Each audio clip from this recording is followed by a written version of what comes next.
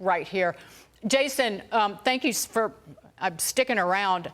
But it's very clear that if you listen to everything that Lydia just said, that it was the carriers who were called into the White House, that the members from the Longshoremen's Union didn't go.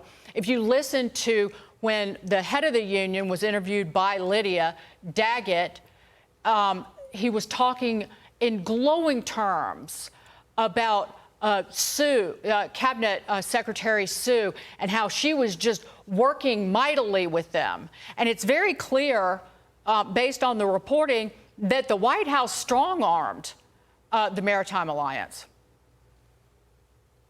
Yeah, clearly that's, I think, what's happened. Look, the time to solve this was in July or August, but there's no evidence that any of that was happening. I mean, you even have the Commerce Secretary saying that she wasn't paying much attention to it at all.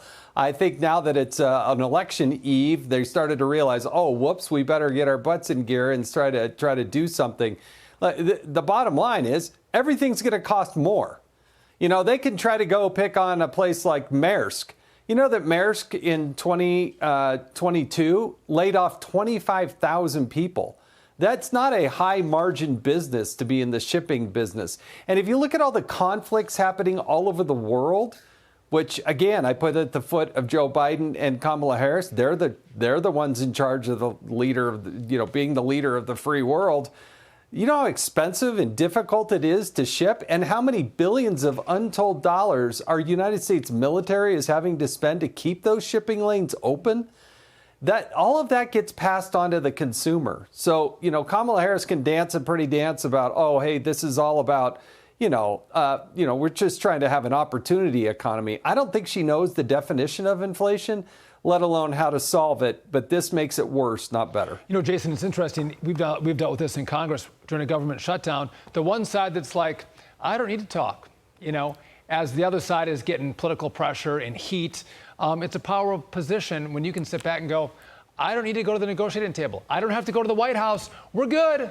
I put my offer on the table. I want 77%.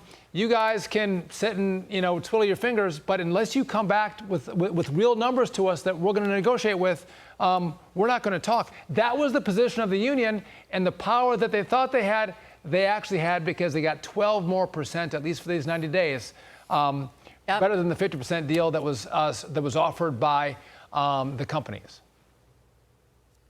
Well, and you need this much more money just to live in the United States of America. That didn't used to be the case under Donald Trump. You wouldn't have had such an absurdly high number.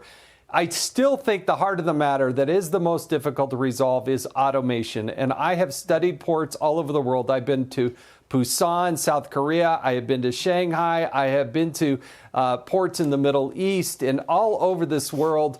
And I got to tell you, if the United States of America doesn't catch up on its automation, we are being left behind in the dust. And that's going to be a tough thing to solve for anybody.